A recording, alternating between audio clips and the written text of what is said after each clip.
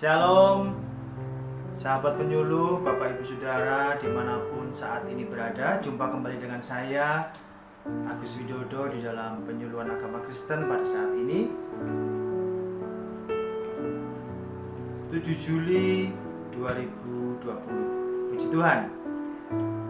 Saya akan mengajak Bapak Ibu Saudara semua dengan media yang saudara banggakan, yaitu YouTube ini.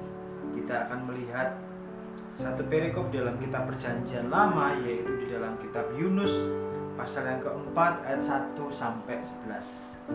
Kitab Yunus pasal yang keempat ayat 1 sampai 11. Saya akan membacakan buat Bapak Ibu semua. Tetapi hal itu sangat mengesalkan hati Yunus, lalu marahlah ia.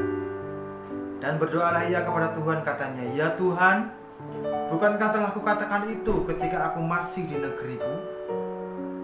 Itulah sebabnya maka aku dahulu melarikan diri ke Tarsis, sebab aku tahu bahwa Engkaulah Allah yang pengasih dan penyayang, yang panjang sabar dan berlimpah kasih setia, serta yang menyesal karena malapetaka yang hendak didatangkannya. Jadi sekarang ya Tuhan, cabutlah kiranya nyawaku, karena lebih baik aku mati daripada hidup." Tetapi firman Tuhan, "Layakkah engkau marah?" Yunus telah keluar meninggalkan kota itu dan tinggal di sebelah timur. Ia mendirikan di situ sebuah pondok dan ia duduk di bawah naungannya, menantikan apa yang akan terjadi atas kota itu. Lalu atas penentuan Tuhan, tumbuhlah sebatang pohon jarak melampaui kepala Yunus untuk menaunginya, karena ia terhibur daripada kekesalan hatinya. Yunus sangat bersuka cita karena pohon jarak itu.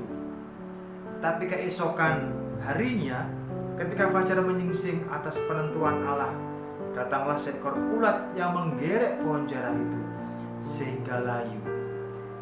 Segera sesudah matahari terbit, maka atas penentuan Allah bertiuplah angin timur yang panas terik, sehingga sinar matahari menyakiti kepala Yunus. Lalu rebahlah ia lesu dan berharap supaya mati, katanya, "Lebih baiklah aku mati daripada hidup." Tetapi firmanlah Allah kepada Yunus, "Layakkah engkau marah karena pohon jarak itu?" Jawabnya, "Selayaknya lah aku marah sampai mati." Ini seperti itu ya cara bacanya. Lalu Allah berfirman, "Engkau sayang kepada pohon jarak itu yang untuknya sedikit tidak berjerih payah dan yang tidak engkau tumbuhkan, yang tumbuh dalam satu malam dan binasa dalam satu malam pula.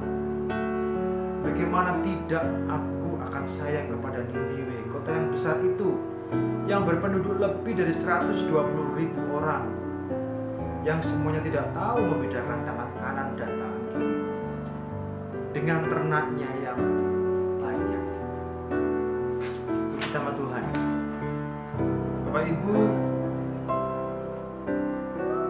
kita sudah membaca satu cerita yang mungkin sudah Bapak Ibu paham, sudah Bapak Ibu baca, sudah Bapak Ibu renungkan atau bawakan di dalam acara menyampaikan firman Tuhan, baik di yang muda-muda di kebaktian kaum muda, kemudian yang dewasa muda juga disampaikan di sana, dan mengutip kisah dari kitab Yunus ini, di mana ada satu tokoh yang bernama Yunus. Semua orang sudah tahu, dan bahkan anak-anak sekolah minggu begitu kita tanya, "Siapa Yunus?" maka pikiran mereka langsung paham. Yunus salah seorang tokoh dalam Alkitab yang diutus oleh Allah untuk pergi ke kota Niniwe. Ya, saya akan memberikan judul untuk renungan firman Tuhan saat ini, yaitu kasih Allah tanpa batas. Kasih Allah tanpa batas. Puji nama Tuhan. Allah kita itu kasih. Ya, amin. Allah kita itu kasih, Bapak Ibu ya. Kasihnya melampaui segala akal manusia.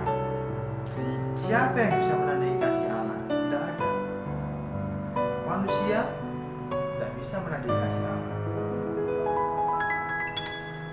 kasih Allah kepada manusia dibuktikan dengan dia mati di kayu salib. Apakah ada manusia yang mau mati untuk sesamanya? Saya pikir tidak ada. Saya pikir belum ada. Ya. Betapa besar, luas, dan lebarnya kasih Allah itu, sehingga tidak ada yang bisa menandinginya. Dari hal ini maka kita disadarkan bahwa Allah itu mengasihi manusia tanpa batas.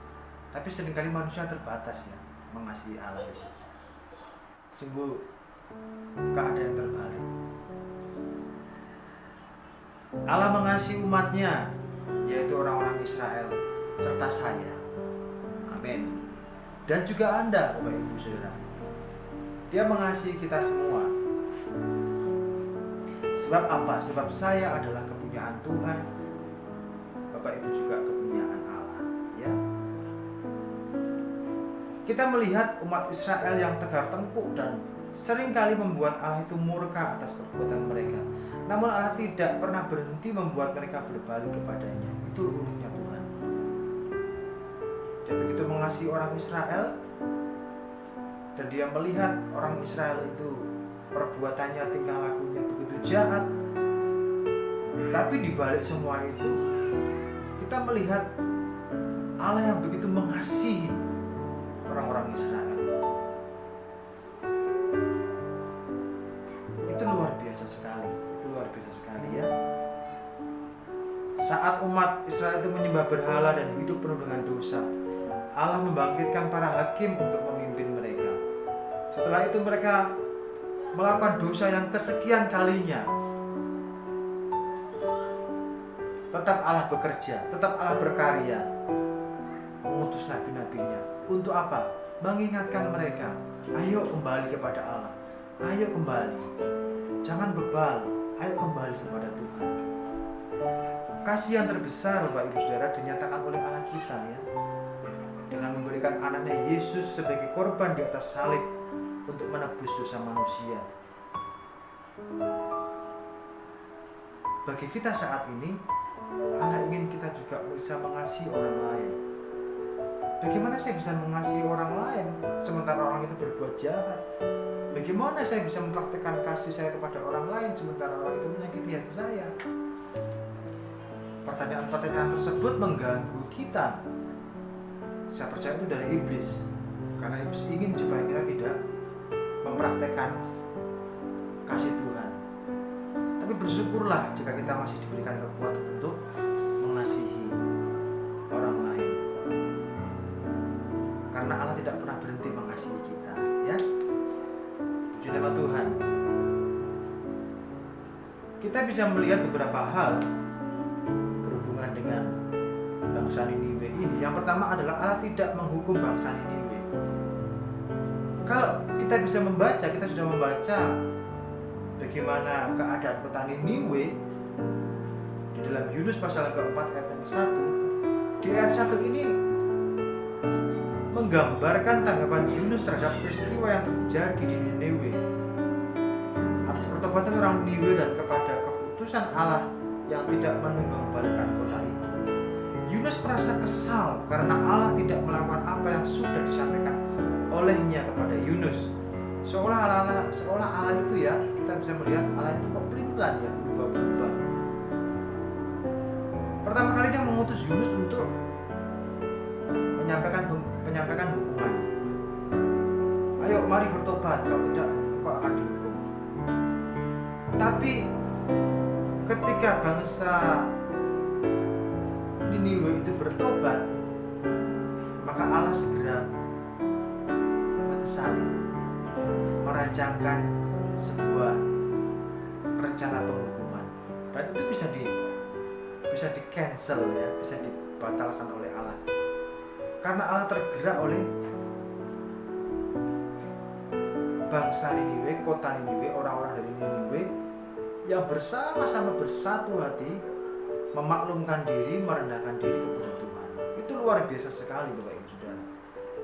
Penduduk Niniwe mau mendengarkan dan melakukan apa yang disampaikan oleh Yunus. Allah melihat itu semua, ya, Allah melihat itu semua. Sehingga Ia tidak mendatangkan malapetaka yang sudah dikatakannya. Semua itu oleh karena Allah mengasihi orang Niniwe yang mau melakukan apa yang Allah kehendaki. Meskipun Yunus marah kepada Tuhan, tetapi hubungannya tidak bisa dipisahkan karena Yunus memiliki hubungan yang erat dengan Tuhan, sehingga walaupun dia sedang marah, dia tetap berdoa kepada Tuhan. Kita bisa melihat bagaimana Yunus sampai pada satu titik dia merasa kesal. Bisa, seharusnya apa yang saya pikirkan, Allah itu segera menghukum orang-orang Niniwe. Seharusnya Allah itu segera menghukum bangsa Niniwe. Tapi mengapa bisa berubah? Seolah-olah ada satu kekecewaan dalam diri saya yang saya tidak bisa saksikan betapa Allah menghukum bangsa Niniwe. Dalam pikiran Yunus pada waktu itu, dia tidak melihat kepada kasih Allah. Dia melihat kepada dosa-dosa orang Niniwe dan seharusnya dosa itu dihukum. Tetapi Allah mengasihi mereka. Allah mengasihi orang-orang Niniwe, sehingga apa yang sudah dirancangkan itu bisa dibatalkan oleh karena kasih Allah kepada bangsa Niniwe. Puji nama Tuhan. Yang kedua, fakta yang kedua, Allah memberikan penghiburan, ya. Allah memberikan penghiburan. Ini unik sekali. Saya melihat di sini khusus untuk para hamba Tuhan, ya, untuk para pelayan Tuhan. Kita bisa melihat bagaimana Yunus, dia merasa sangat kesal sekali karena Allah membatalkan rencana penghukuman kepada orang-orang Niniwe. Tetapi Allah begitu mengasihi Yunus, ya. Dan dia bertanya, "Mengapa engkau marah?" Yunus menjawab, "Sudah selayaknya aku marah." Mungkin maksudnya, kenapa engkau tidak jadi menghukum? Saya menunggu. Engkau memberikan penghukuman kepada orang-orang Niniwe. Seperti itu pikiran manusia. Yunus itu seperti itu. Dalam kekesalannya itu Allah juga mengasihi Yunus, ya. Allah juga mengasihi Yunus. Sehingga Allah juga menghibur, ya, juga menghibur Yunus. Untuk saat ini, pada masa kini, Allah juga menghibur para hamba Tuhan, ya, menghibur para pelayan Tuhan. Kita diberhadapkan kepada situasi dan kondisi di mana kita harus menonton, kita harus melihat bagaimana orang-orang fasik itu bisa hidup dengan tentram, hidup dengan aman. Mereka bisa berbuat jahat seenak mereka, sementara orang-orang Kristen penuh dengan tantangan. Oh, ini tidak boleh, ada firman yang melarang ini, ada firman Tuhan yang melarang ini. Semua hidup dalam keterbatasan. Tapi orang fasik, mereka enak saja berbuat dosa. Kita inginnya kalau bisa ini dihukum saja seperti orang-orang Niniwe. Itu maunya manusia, ya. Tapi Allah kita itu luar biasa. Dia menginginkan jiwa-jiwa kembali kepada Tuhan. Doakan orang-orang di sekeliling kita. Doakan mereka. Doakan orang-orang di belakang rumah, depan rumah, samping kanan kiri. Doakan mereka. Mereka orang fasik, mereka tidak tahu jalan kebenaran, mereka tidak tahu jalan keselamatan. Mereka hidup sesuka hati mereka. Kasihi mereka. Doakan mereka. Siapa tahu suatu saat nanti Allah bisa melawat mereka dan memberikan kepada mereka jalan kepada keselamatan. Puji nama Tuhan.